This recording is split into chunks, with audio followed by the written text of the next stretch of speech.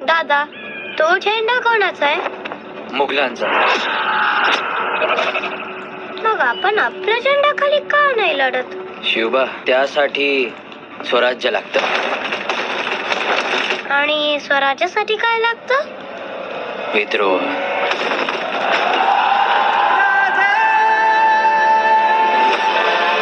मगरूर हुकमांना कळू द्या, मराठे मातीत गाडले जात नाहीत, ते मातीत पेरले जातात.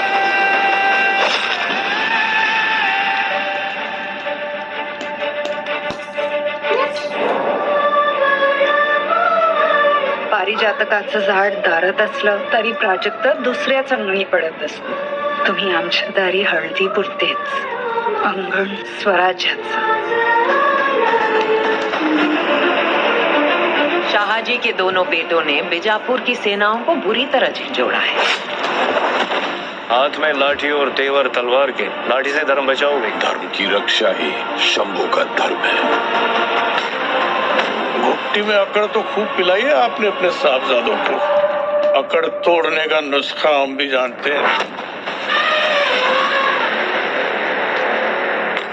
अगर तराजू में एक तरफ अफजल हो, दूसरी तरफ दुनिया के सारे सुरमा हो, और खुदा से भी पूछा जाए कि किसका पलड़ा भारी है, तो पूरी कायनात से एक ही आवाज आएगी, अफजल, अफजल, अफजल.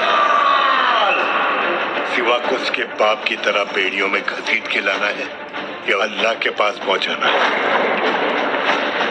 शिकार जब तक नजरों के सामने है, तीर चला देना चाहिए.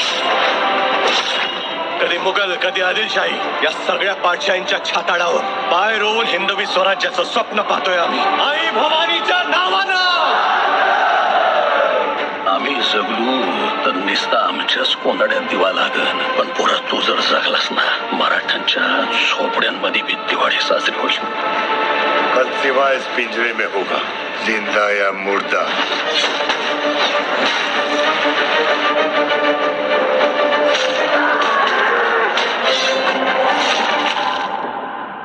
आम्हाला खानाचं मस्तक पाहिजे शिवबा.